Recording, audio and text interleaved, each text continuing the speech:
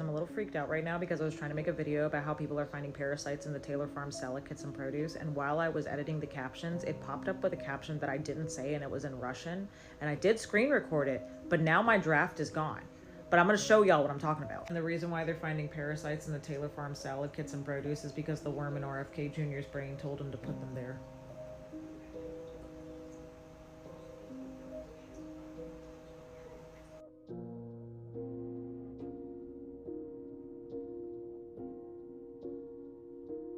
And I know that there's background noise in the part of the caption that's popping up in Russian, but I'm literally watching The Sopranos.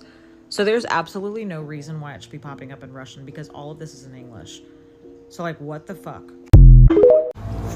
So we not want to talk about the red Kachina? Okay. So they're saying the sun is this color because of the fires in Canada. Oh my God. Houseway. Mind you, the red Kachina in the Hopi prophecy is called the purifier. They said this is happening because of fire. Then when you play Call of Duty, the flamethrower name on Call of Duty is the purifier. Yeah, strange times we're living in, but what a time to be alive.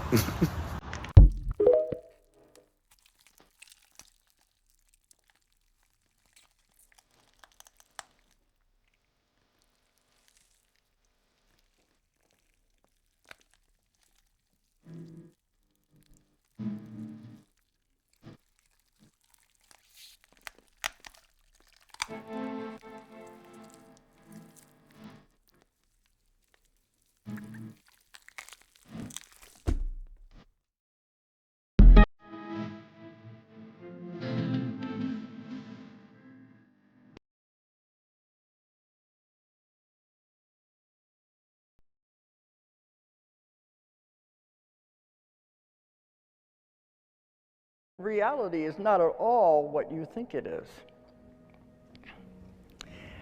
Everything is energy. Everything is an illusion. You all know when you put something down, an object or something, your glasses or car keys, you go back, you can't find them. Then a little later you go back and they're there. They have gone into this other dimension and come back. When that happens to me, I always say, guys, put it back, I need it. But we had one story too where a woman, she lived in an apartment building. She went out of the apartment building onto the street, and it was back like in the 1950s. The dresses, the cars, like she had gone backwards in time into the 1950s. And she's walking down the street, nobody's paying any attention to her at all. And she was getting scared. But she went back into the apartment building and went back up to her apartment. Everything came back to normal. I hear lots of these stories. People on trips, and they'll be out in the middle of nowhere on a road, and they find a gas station, and they stop to get gas, and they say, boy, that gas is cheap. And they fill up their tank, and they go on and find a little hotel that's really low price. They stay the night. Well, the next day, when they want to go back to the gas station, there's no gas station. And if they try to find that hotel again, there's no hotel. I hear these stories all the time. Here's another part of things that I believe that others think I'm in a psychosis or absolutely crazy for believing, and once again, this is just for entertainment purposes. I encourage everyone to do their own research and form your own opinion. I think Mother Nature is telling us more about ourselves than we've realized, like the tree rings and rings on a plant tell how many lives or plant cycles they have had. I think it's the same for our human fingerprints. How many rings we have is how many past lives we have. If your inner monologue talks to you, like hearing voices, suggestions, or thoughts, I think that is past versions or past lives talking to you, giving you advice. And if you don't have an inner monologue, welcome, it's your first time here. I do believe astral projection is a thing. I've definitely done it before, and I think remote viewing is 100% true, and I think the military uses them to spy on other people. I do believe in shifting timelines thanks to CERN. Think about Stranger Things. They're ripping holes in time and space, opening dimensions to things that they don't want to open dimensions to. I think we're doing the same thing is Stranger Things, and we are living in the upside down. I think there is a little bit of truth sprinkled in every single piece of media. Like, think about the most outlandish movie that you've ever seen. There's still a little bit of truth sprinkled in there. I do believe in deja vu, and I think it is our consciousness brushing up other timelines. If parallel universes exist, which it's not proven that they don't exist, that means our souls are living in different timelines where we make different choices with different decisions, different outcomes. And I think deja vu is just moments where those timelines align just enough for our conscious awareness to sync with it. It's not a glitch in your brain, it's a glitch in reality. I do believe there are towns in America where they inflate the population number and actually no one lives there, and the whole town is used as experimental grounds. I do believe that there are multiple times in the past thousands and thousands of years where humans have advanced to the point where we are now, to especially with artificial intelligence, and we wipe ourselves out every single time. And this time, the aliens ain't gonna let us do it. That's a rabbit hole I could do all on its own. I'm not sure how you can disagree with this one, but they keep all of the photos from the civil rights movement in black and white, so that way younger generations and people that, you know, are learning about it now don't realize just how recent it actually was. I believe veterans are kept on the streets and homeless because the government knows that they are the ones that would overthrow the government if they had the chance to. I think the 22 missing books in the Bible were teaching us about Christ consciousness and how every single person on earth is magical and we shouldn't be looking for an external source of God. I do think that, like, the God particle came here to have a human experience, which means that we are all part of one collective. So when you're having a conversation with another person, you're just having a conversation with a different version of yourself. I do think that there's a possibility that there are certain groups of white people that aren't from this universe, aren't from this solar system. That's why the sun affects us differently, and maybe we came in as the aliens. Maybe we are the aliens, and I'm not saying that we're cool for that, because we probably came in and monopolized the whole entire world, enslaved people, and now the world it is the way that it is. I'm also not claiming any validity to any of the claims that I just made. This was all for entertainment purposes, so take that.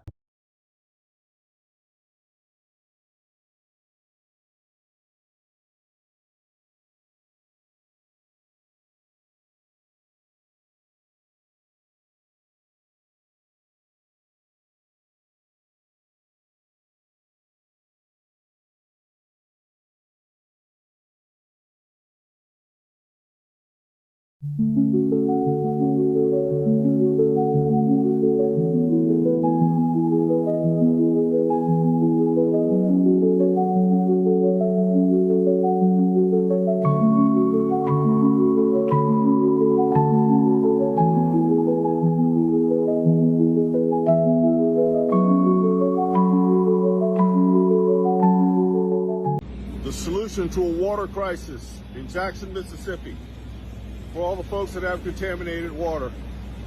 I got to get this one last video before I shut down and take my butt to bed. It's a long drive from Chicago to get here, but this was a promise, and here we are. And let's see what we're doing. We've just been running for a few minutes.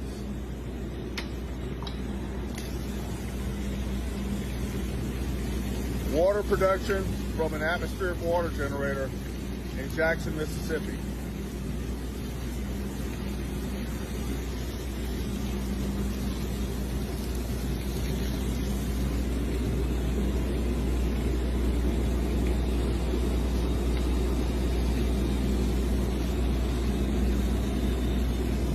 The water's freezing cold, and hey, thanks for supporting, and thanks for supporting the mission to Jackson. Thanks. Okay, buckle your tits up and get your tinfoil hats. I'm about to be the wackiest of wackadoodles that I ever whacked in my wackamamie history, okay? This is really, so I can't even believe I'm saying this shit on the internet, but honestly, what the fuck do I have to lose at this juncture? All right, CERN did whatever the fuck they did, okay? They shut down whatever little fucking cockamamie machine they have that has been launching us into this downward spiral of just egregious peril, all right? They shut that shit off, and suddenly Mandela effects are being undone. Suddenly, women are experiencing no cycle or double cycles, and all of us across the fucking world are sinking. Suddenly, this constant pressure I felt on my chest that has been sucking the life force out of me is just magically fucking gone. Something fucking changed. I don't know what. I'm not a physicist. I can't fucking tell you. I'm barely fucking spiritual or religious for that matter. But this is what the fuck we all need to focus on. Contrary to your belief system, park it. Before any of you hop in the comments with your, well, as a matter of fact, quantum bias, or the Bible and Jesus say, I don't fucking care. You need to listen to me. All of this shit is the same. All of it is the same. It doesn't matter if you're talking about the quantum realm, physics, mathematics, if you're talking about the Abrahamic religions, if you're Buddhist, it does not fucking matter. If you're a hippy dippy tree hugging, tarot card reading, nose ring rocking witch, astronomy, astrology, it is all the fucking same. The fact that you guys argue about this shit is honestly probably like the most daunting thing in humanity, because you're saying the same thing. The Big Bang Theory and the Book of Genesis, same fucking thing. They literally read identical. And you guys will argue one is science and one is religion. They're the same fucking thing. Witches will argue with Catholics about the difference between prayer and fucking spell. They are all the same fucking thing. But what we're going to use in this particular conversation is the quantum realm. And in quantum physics, they believe that every possible outcome is happening simultaneously across different versions of reality. Okay? So every outcome that can happen is happening. And what outcome happens in your reality is 100% dependent upon what you believe is going to happen, which means that your beliefs, your faith, your prayer, your manifestation, your spells, your devotion, your religion, your spirituality, your facts, whatever the fuck it is you wholeheartedly believe is what shapes your fucking reality. Why is this important? Because CERN only shut this shit off for 3 motherfucking years.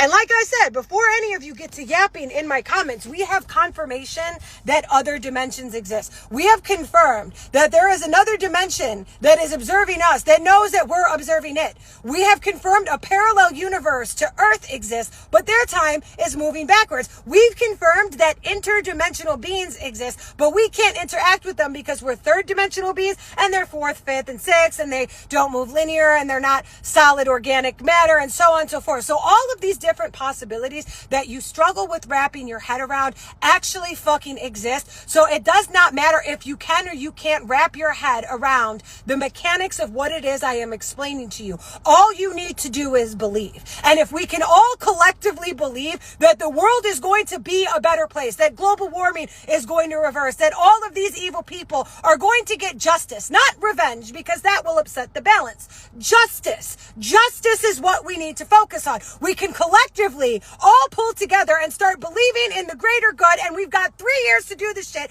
before they turn that shit back on, and we are not in control of our reality anymore. And I think my opinion is the only reason they turned that shit off is because they realized how bad they were fucking shit up by mingling with it. But make no mistake, we have seen the intentions of the ruling class. There is no extent of evil they will not go to just for shits and giggles. So lock the fuck in!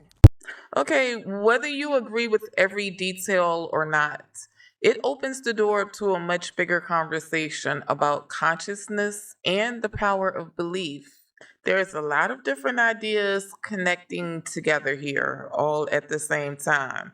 There's the Mandela Effect, quantum physics, CERN, spirituality, even manifestation, and saying that they're all pieces of the same puzzle.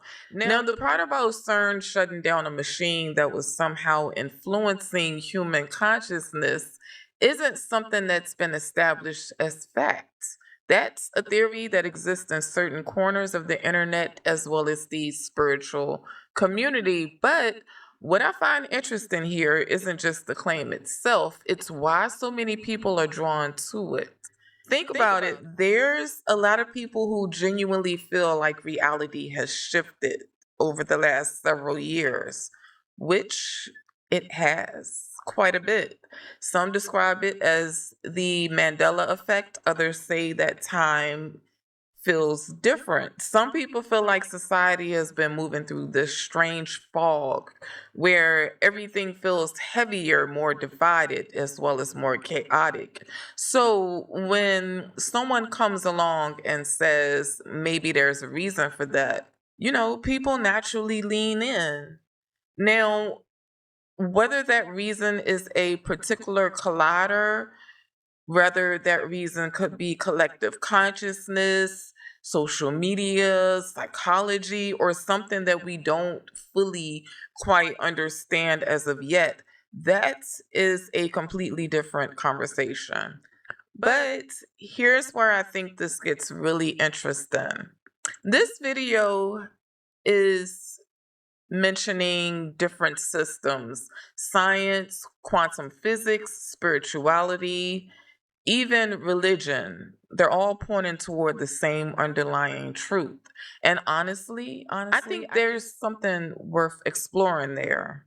Not because they're all literally saying the exact same thing, but because they all seem to be asking the same question: what is reality?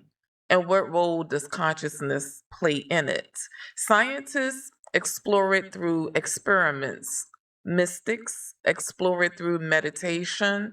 Religions explore this question through faith.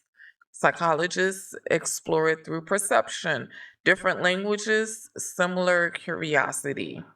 And then there's the part speaking about belief shaping reality.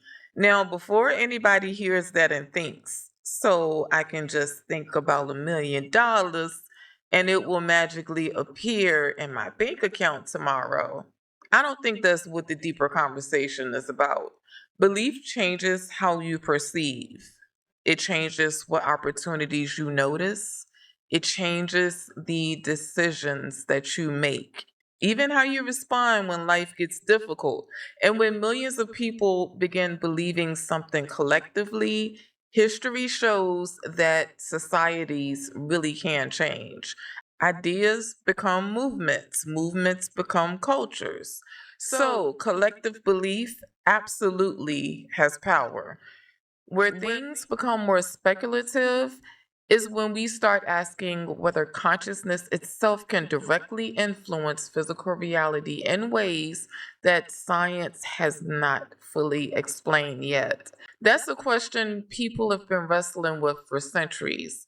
And honestly, we're probably still in the early chapters of understanding consciousness. Now, the part that really got my attention wasn't the CERN part. It's the idea of a window of opportunity. Whether you believe, whether you believe there's literally a 3-year window or not, I actually think there's wisdom in acting as if this moment matters. Because every generation reaches moments where people have to decide what kind of future they're helping create. Every generation has opportunities that they'll never get back.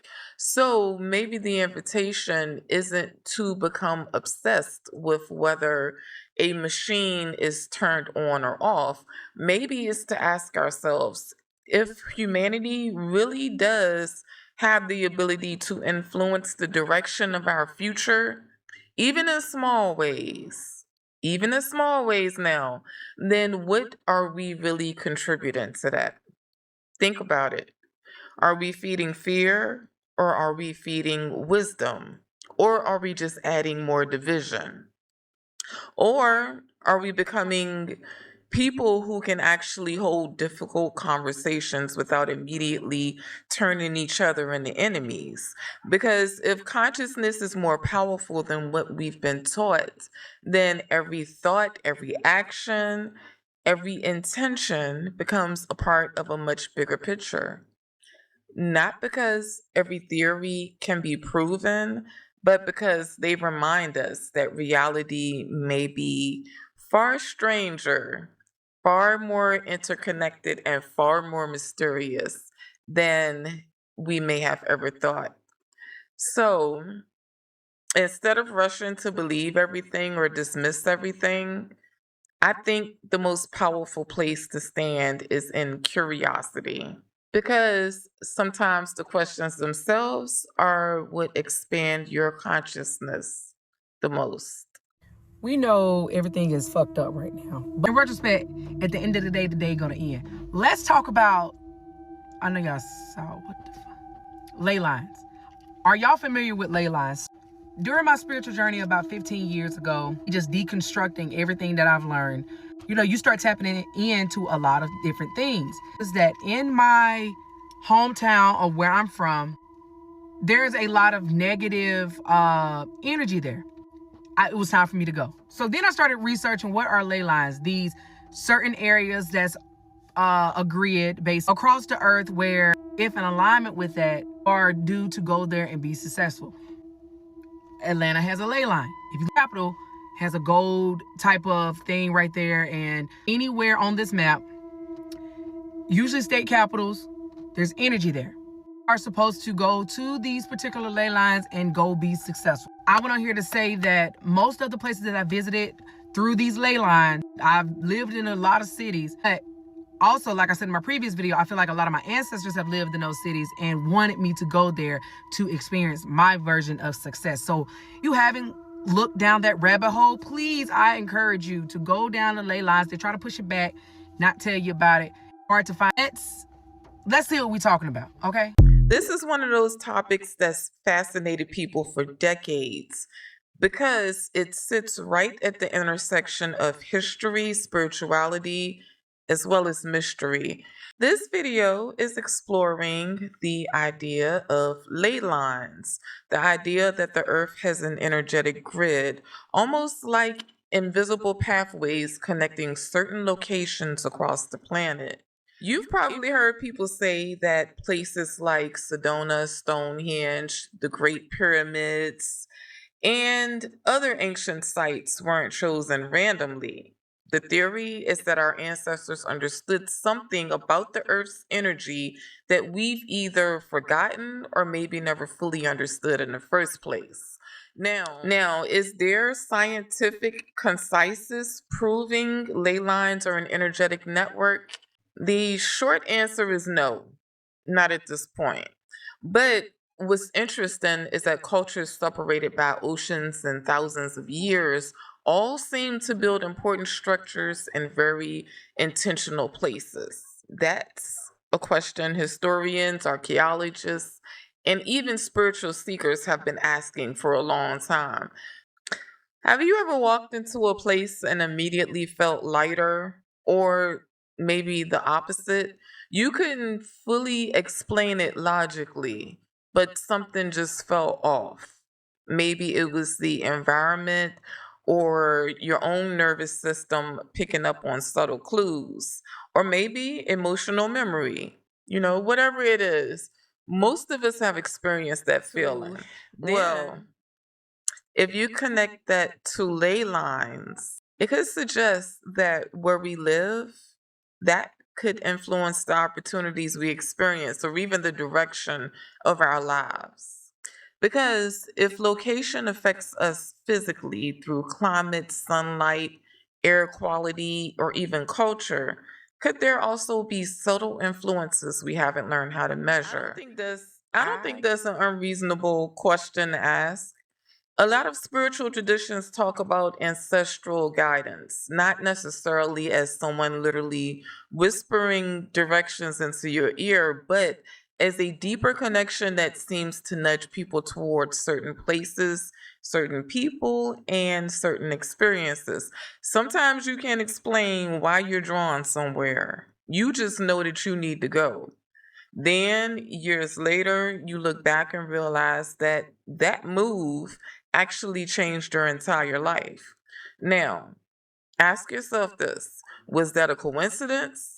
Was it intuition, divine guidance? Everyone answers that question differently. Whether that's intentional or simply an interesting pattern, I can understand why people become curious enough to start digging into maps and history for themselves.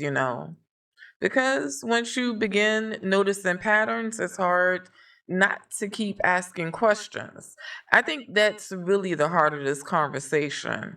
It's not Not just about ley lines, it's about whether the earth itself is more alive than what we've been taught. Many indigenous cultures have always viewed the earth as a living organism rather than just a giant rock floating through space.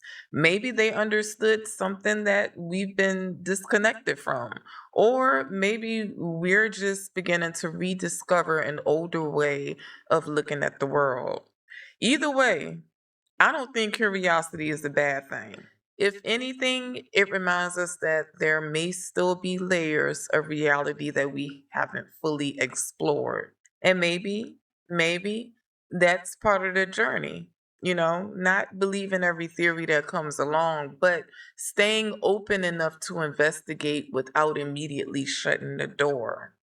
Sometimes asking better questions is more valuable than rushing toward easy answers.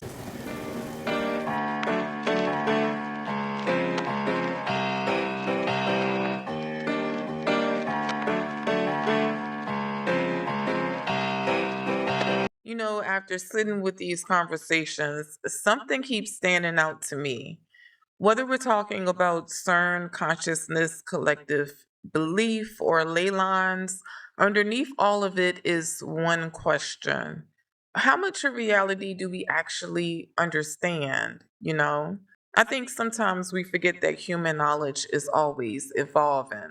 There was a time when people laughed at the idea that invisible waves could carry voices across the planet. There was a time when nobody knew bacteria even existed because they couldn't see it. There was also a time when electricity itself probably sounded like some strange form of magic. So I try not to live in the extremes. I don't want to believe everything I hear just because it's interesting.